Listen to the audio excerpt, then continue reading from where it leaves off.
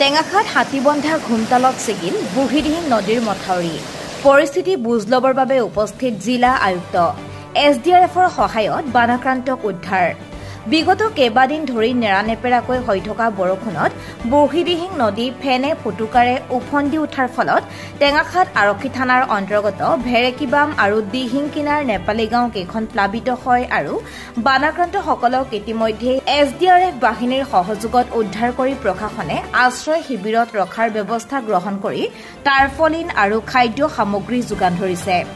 ঠিক তেনে সময়তে মঙ্গলবাৰে দুপৰীয়া বুঢ়ীদিহিং নদীৰ বাহনী পানীৰ প্ৰবল হেঁচাৰ ফলত হাতীবন্ধা ঘুমতাল শামুকনি গাঁৱৰ সন্মুখত এই নদীৰ মথাউৰিৰ প্ৰায় 30 মিটাৰ অংশ হঠাতেই ছিগি যায়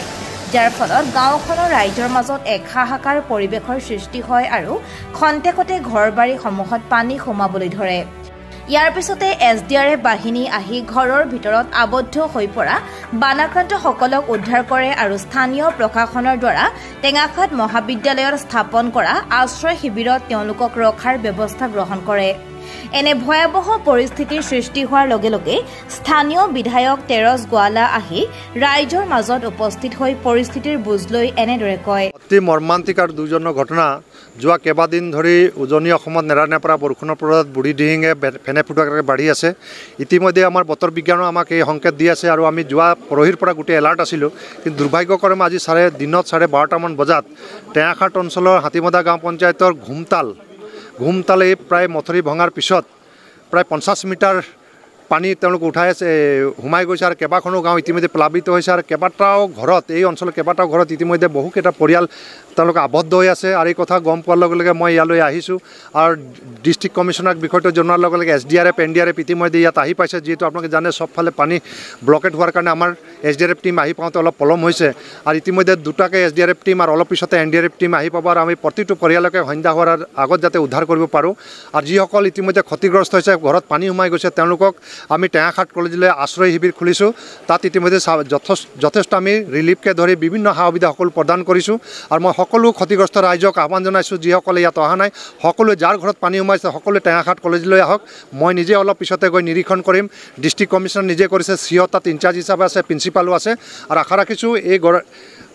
এই মৰ্মান্তিক ঘটনাত যাতে আমি সকলোকে সহযোগ কৰি এই দুৰ্দশা পীড়িত বা ক্ষতিগ্ৰস্ত লোকক যাতে সহায় কৰিব পাৰোঁ তাৰ কাৰণে আমি সকলোৱে চেষ্টা কৰি আছোঁ অন্যহাতে ততাতৈয়াকৈ জিলা আয়ুক্ত বিক্ৰম কৈৰী আহি মথাউৰি ছিগা স্থান পৰিদৰ্শন কৰে আৰু পৰিস্থিতিৰ বুজ লৈ যাৱতীয় ব্যৱস্থা গ্ৰহণৰ আশ্বাস প্ৰদান কৰে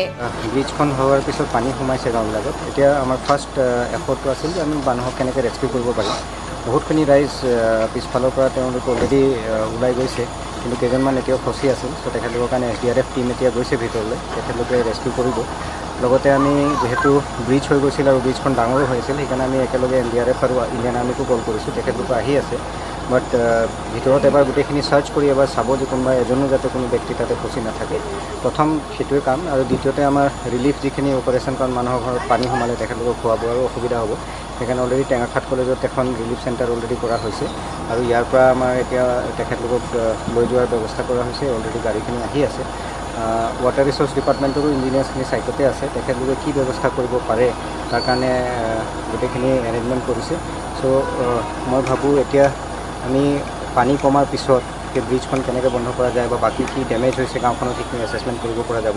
এতিয়া আমাৰ প্ৰথম ফ'কাছটো হ'ল যে ৰাইজক তাৰ পৰা উদ্ধাৰ কৰি আৰু লগতে ৰিলিফ চেণ্টাৰত নি পেলাই তেখেতলোকক যাতে গোটেই সুবিধাখিনি দিব পৰা যায় বুঢ়ীদিহিং আৰু ব্ৰহ্মপুত্ৰৰ কিন্তু বৰ্তমান যি পানীৰ স্তৰ আছে সেয়া কিন্তু বিপদসীমাৰ ওপৰতে আছে কি ক'ব ক্ষেত্ৰত ব্ৰহ্মপুত্ৰ এতিয়া কমিলে ব্ৰহ্মপুত্ৰ যোৱাকালি ৰাতিৰ পৰা এতিয়ালৈকে মোৰ দেন 60 চেণ্টিমিটাৰ তলত আহিছে ডিব্ৰুগড়ৰ কথা কৈ আছোঁ ডিব্ৰুগড় লোকেশ্যনত আমাৰ 60 চেণ্টিমিটাৰ তলত আহিছে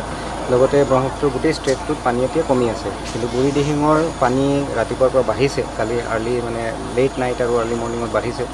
কিন্তু এতিয়া মাৰ্ঘেৰিটা বা তাৰ ওপৰৰ গোটেই ষ্ট্ৰেচত বুঢ়ীদিহিঙৰ পানীও কমিছে চ' যিহেতু ব্ৰহ্মপুত্ৰও কমি আছে বুঢ়ীদিহিঙৰ ওপৰৰ ফালেও কমি আছে চ' আমি ভাবিছোঁ যে আমি অলপ সকাহ পাম কিন্তু তাৰ কাৰণে ৰৈ নাথাকি গোটেই ৰেস্কিউ অপাৰেশ্যনছখিনি অলৰেডি আৰম্ভ কৰা হৈছে ডিব্ৰুগড় ডিষ্ট্ৰিক্ট এডমিনিষ্ট্ৰেশ্যনে কিবা টোল ফ্ৰী নাম্বাৰ জাৰি কৰিছে এই মুহূৰ্তত জাৰি কৰিছে কালি আমি সেইখিনি আমাৰ যিটো ডিষ্ট্ৰিক্ট ইমাৰ্জেঞ্চি অপাৰেশ্যন চেণ্টাৰ থাকে সেই অপাৰেশ্যন চেণ্টাৰখন সদায় 24/7 চলি থাকে চ' তাতে আমাৰ গোটেইখিনি ডিষ্ট্ৰিক্ট ডিজাষ্টাৰ মেনেজমেণ্ট অথৰিটিখিনি তাতে বহি আছে আৰু তেখেতলোকৰ কোঅৰ্ডিনেশ্যনছখিনি কৰি আছে ইয়াৰ উপৰি স্থানীয় প্ৰশাসনৰ হৈ টেঙাখাত ৰাজচক্ৰ বিষয়াগৰাকী যথাস্থানত উপস্থিত থাকি উদ্ধাৰ অভিযান তদাৰক কৰাৰ লগতে বানাক্ৰান্তসকলক শিবিৰত ৰখাৰ ব্যৱস্থা গ্ৰহণ কৰে। উল্লেখযোগ্য যে উক্ত গাঁও দুখনৰ পিছতে ক্ৰমান্বয়ে ওচৰৰ নখঙীয়া, বৰবাম, হাতীবন্ধা, পুৰণিখঙীয়া, পদুমণি চুক আদি কৰি বহুকেইখন গাঁৱত পানী সোমোৱা পৰিলক্ষিত হয় আৰু নিশালৈ অধিক স্থানত পানী সোমোৱাৰ আশংকা কৰা হৈছে। News desk report, Tengakhat live.